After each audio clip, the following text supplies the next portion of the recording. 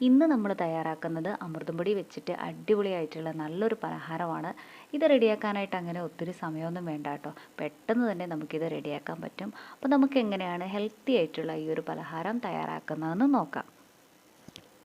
ഇത് റെഡിയാക്കാനായിട്ട് ആദ്യം നമുക്ക് ഒരു ബൗൾ എടുക്കാം. ഇതിലേക്ക് 1 കപ്പ് അമൃതം പൊടി ഇട്ട് കൊടുക്കാം. ഇനി ഇതിലേക്ക് ചേർക്കുന്നത് 1/2 കപ്പ് അളവിൽ തേങ്ങ ചിരവിയതാണ്. നമ്മൾ എത്രയാണോ അമൃതം പൊടി എടുത്തത് അതിൻ്റെ പകുതി തേങ്ങ ചിരവിയത് ചേർത്ത് കൊടുക്കണം കേട്ടോ. അപ്പോഴാണ് നമ്മുടെ ഈ ഒരു പലഹാരത്തിന് നല്ല ടേസ്റ്റ് ഉണ്ടാവുള്ളൂ. ഇനി ഇതിലേക്ക് മധുരത്തിന് ആവശ്യത്തിനുള്ള ശർക്കരപ്പൊടിയാണ് ചേർക്കുന്നത്. ഞാനിവിടെ 1/2 കപ്പ് അളവിലാണ് കേട്ടോ ശർക്കരപ്പൊടി ചേർത്തിട്ടുള്ളത്. നമുക്ക് എല്ലാ സൂപ്പർ മാർക്കറ്റിലും ശർക്കരപ്പൊടിയും തന്നെ പറഞ്ഞ് വാങ്ങിക്കാനായിട്ട് കിട്ടും. ഇതിനകത്താകുമ്പോൾ കല്ലും മണ്ണൊന്നും ഉണ്ടാവില്ല. നമുക്കിത് ഡയറക്റ്റ് തന്നെ ചേർക്കാം. ശർക്കരപ്പൊടി ഇല്ലെങ്കിലും കുഴപ്പമൊന്നുമില്ല. വളരെ കുറച്ച് വെള്ളത്തിൽ ശർക്കര പാനിയാക്കിയിട്ട് ഒന്ന് അരിച്ചൊഴിച്ചു കൊടുത്താൽ മതി.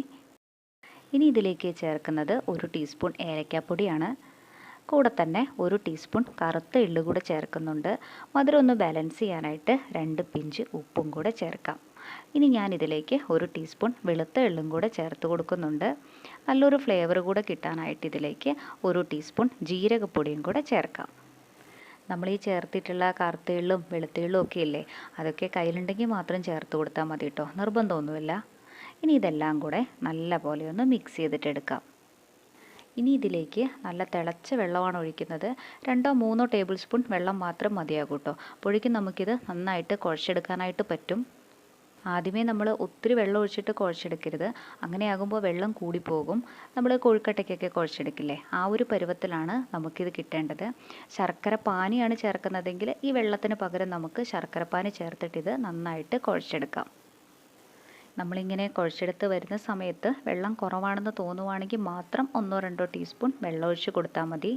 കുട്ടികൾക്കും മുതിർന്നവർക്കും ഒക്കെ ഒരേപോലെ ഇഷ്ടപ്പെടുന്ന നല്ല ടേസ്റ്റി ആയിട്ടുള്ള പലഹാരമാണ് കേട്ടോ ഇത്. നമ്മുടെ ചാനലിൽ അമൃതം പൊടി വെച്ചിട്ട് കുറേ നല്ല റെസിപ്പീസൊക്കെ ഉണ്ട്. കണ്ടിട്ടില്ലെങ്കിൽ ഒന്ന് കണ്ടു നോക്കണേ.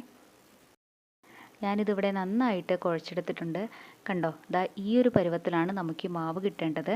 ഒട്ടും തന്നെ കുഴഞ്ഞു പോകാൻ പാടില്ല. നമ്മളിങ്ങനെ കുഴച്ചെടുക്കുന്ന സമയത്ത് നന്നായിട്ട് കുഴഞ്ഞു പോയി കഴിഞ്ഞാൽ കുറച്ച് അമൃതം പൊടിയും കൂടി ഇട്ട് കൊടുത്താൽ മതി. ഇനി ഇത് ഷേപ്പാക്കി എടുക്കണം.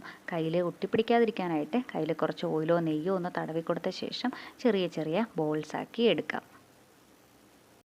അതുപോലെ തന്നെ ചെയ്തെടുക്കണമെന്നില്ല. നമുക്ക് ഏത് ഷേപ്പിൽ വേണോ അങ്ങനെ തന്നെ നമുക്ക് ചെയ്യാം. ഞാനിപ്പോൾ കൊഴുക്കട്ടയുടെ ഷേപ്പിലാണ് കേട്ടോ ഇത് ചെയ്തിട്ടെടുക്കുന്നത്. പല കുഞ്ഞുങ്ങൾക്കും അമൃതം പൊടിയൊക്കെ കഴിക്കാനായിട്ട് നല്ല മടിയായിരിക്കും. അമൃതം പൊടിയൊക്കെ കഴിക്കാൻ മടിയുള്ള കുഞ്ഞുങ്ങൾക്ക് ഇങ്ങനെ ഒന്ന് തയ്യാറാക്കി കൊടുത്താൽ മതി. നമ്മുടെ ഈ ചാനൽ ആദ്യമായിട്ടാണ് കാണുന്നതെങ്കിൽ സബ്സ്ക്രൈബ് ചെയ്യാൻ മറക്കല്ലേ കേട്ടോ. ഞാനിതിവിടെ എല്ലാം ഷേപ്പാക്കി എടുത്തിട്ടുണ്ട്. ഞാൻ ഇഡ്ഡലി പാത്രത്തിലാണിത് സ്റ്റീം ചെയ്തിട്ടെടുക്കുന്നത്. ഒട്ടിപ്പിടിക്കാതിരിക്കാനായിട്ട് ഇതിലേക്ക് കുറച്ച് ഓയിലോ നെയ്യോ ഒന്ന് തടവി കൊടുക്കാം. വാഴയില ഉണ്ടെങ്കിൽ വാഴയില വെച്ച് കൊടുത്തിട്ട് അതിൻ്റെ മുകളിലായിട്ട് ഇത് വെച്ച് കൊടുത്താൽ മതി. ഇനി നമുക്കിത് ഓരോന്നായിട്ട് വെച്ച് കൊടുക്കാം. മൂടി വെച്ച് 10 മിനിറ്റ് നേരം ഇതൊന്ന് വേവിച്ചെടുക്കാം. ഞാനിതിവിടെ കുക്കാവാനായിട്ട് വെച്ചിട്ട് 10 മിനിറ്റായി. ഇതിവിടെ ആയിട്ടുണ്ട്. ഇനി നമുക്ക് ഫ്ലെയിം ഓഫ് ചെയ്യാം. ഇനി ഇത് വേറൊരു പാത്രത്തിലേക്ക് മാറ്റാം. നല്ല രുചിയുള്ള സ്വീറ്റാണിത്. തയ്യാറാക്കാനും എളുപ്പമല്ലേ. അകമൊക്കെ നല്ല സോഫ്റ്റായിട്ട് തന്നെയാണ് നമുക്കിത് കിട്ടുക. അമൃതം പൊടിയൊക്കെ വീട്ടിൽ ബാക്കിയിരിക്കുന്നുണ്ടെങ്കിൽ ഒരു പ്രാവശ്യം ഇതേ രീതിയിലൊന്ന് ട്രൈ ചെയ്ത് നോക്കൂ. എന്നിട്ട് അഭിപ്രായം പറയാൻ മറക്കല്ലേ. താങ്ക്